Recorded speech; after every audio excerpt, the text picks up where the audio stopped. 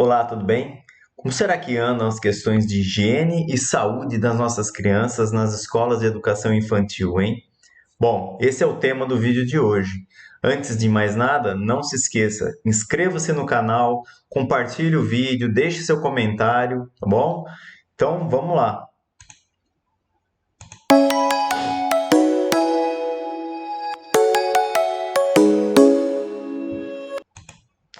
Bom, esse é mais um vídeo da série que eu estou fazendo sobre as creches e eu quero deixar aqui para vocês, então, uma reflexão um pouquinho sobre essas questões. E vamos lá então para ver o que diz o material que a gente está estudando aqui nessa série, tá bom? Bom, em relação então às crianças terem o direito de higiene e saúde, né? E agora com a questão da pandemia, né? A saúde mais do que tudo, né?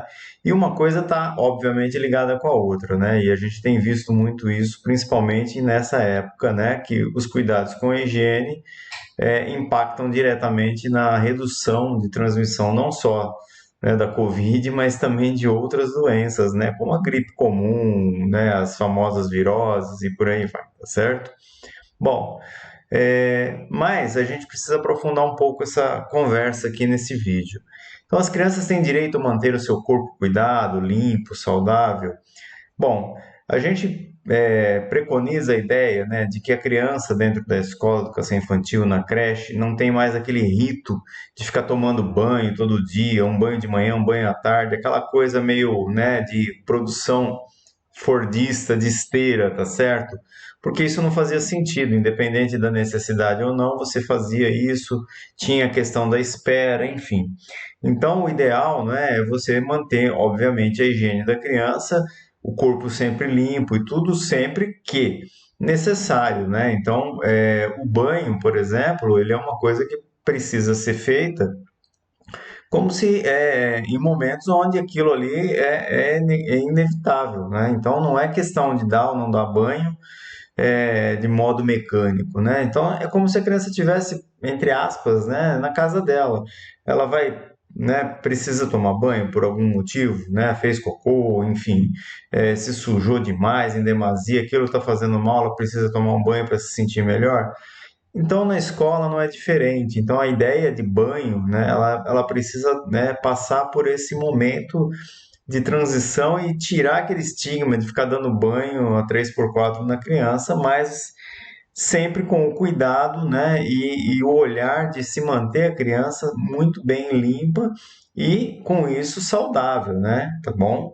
Então, essa é uma das questões aí que, inclusive, gera muita polêmica muitas vezes na escola, né? As crianças, né, podem, aprendem a cuidar de si mesmas, assumir responsabilidades em relação à higiene e saúde. Então, aí entra uma outra questão que estava no RCNE, que, né, permanece em alguns campos de experiências da BNCC, que é o, né, cuidar de si mesmo, né, enfim. E aí ela precisa ser ensinado, né, ensinado através de exemplos. Então, é saber usar o banheiro, né, o desfraude, escovar dente, lavar a mão, né, manter o ambiente organizado, limpo, não só o corpo, né, cuidar do corpo do outro na medida do possível, porque é a fase que a criança vai tomando consciência, né, da existência corporal e de como ela vai se manipulando e percebendo o seu próprio corpo enquanto ser humano, tá certo? Então isso é fundamental, essas coisas precisam ser ensinadas.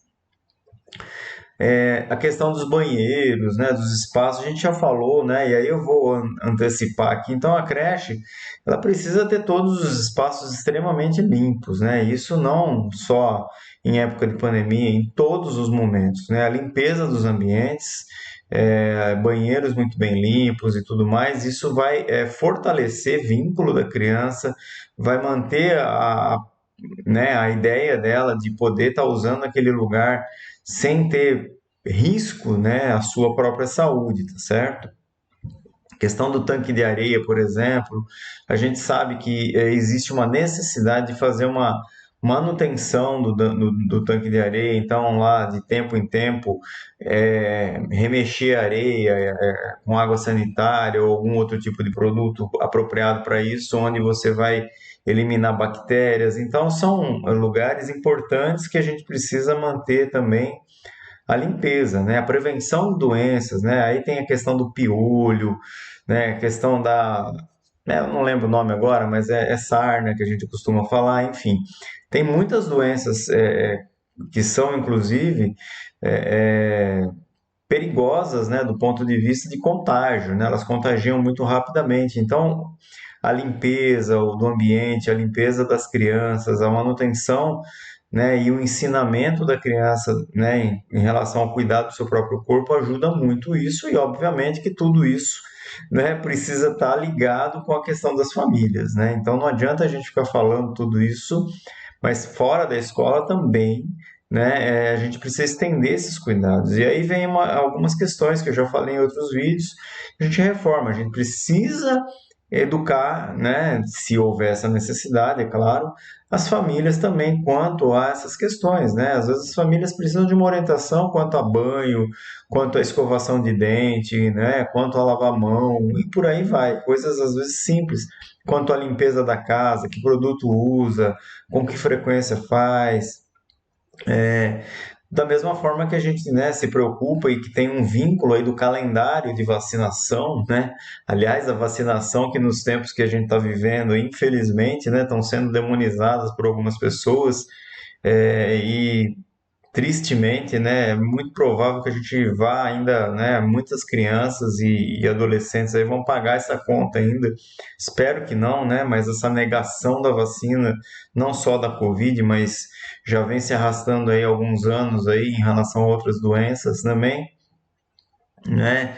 E a cada ano o Brasil registrando números baixos de vacinação. Então é preciso ficar atento, né? Dentro da creche, a legislação obriga a família, tá?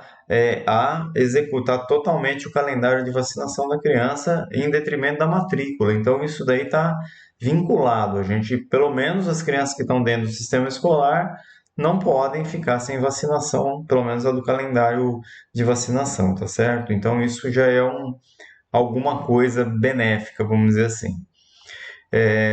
A questão do acompanhamento, do crescimento, né? Ele vai falar aí se a gente vai vendo a criança crescer, né? Tem lá na sua sala de aula aquela reguinha, marca na parede, né? São brincadeiras que às vezes a gente faz em casa com os filhos e é muito interessante fazer isso na escola, porque você já trabalha outras questões, comparação e tudo mais, né? De tamanho, de desenvolvimento, peso, percebe se a criança, né, não está se nutrindo muito bem. Então, todo esse movimento tem que ser observado diariamente dentro da escola.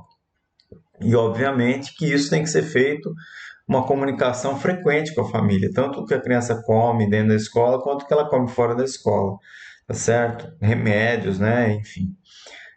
Orientação especializada em casos de crianças com dificuldades físicas, psicoafetivas, problemas de desenvolvimento. Então, a gente tem percebido, né, ultimamente, que algumas, vamos dizer assim, algumas dificuldades de aprendizagem, algumas dificuldades mesmo mais graves, que às vezes depois são constatadas que existem problemas de desenvolvimento mesmo, já são constatadas logo na educação infantil e logo, às vezes, no berçário.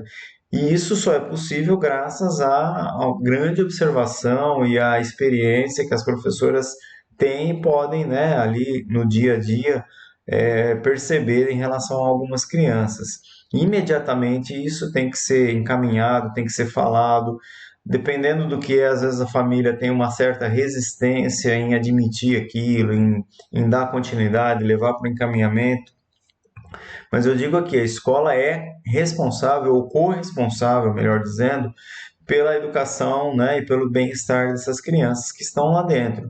Então, se ela comunica a família por uma necessidade ali, né, a criança precisa ser encaminhada para algum tratamento específico, com algum profissional da área da saúde específica, a família não encaminha, a escola precisa, sim, né, depois de esgotar as tentativas com a família, precisa comunicar conselho tutelar, porque a família não pode fazer esse negligenciamento, né, dessa evidência que a escola está apontando. Pode ser que não seja o que a escola disse, mas precisa passar para o profissional para que ele avalie e dê os rumos, tá certo? Porque quanto mais cedo a gente diagnostica, quanto mais cedo você fica sabendo, né, das dificuldades que uma criança possa ter, seja física ou mental, maiores as chances de recuperação ou de uma vida mais saudável para essa criança, tá certo?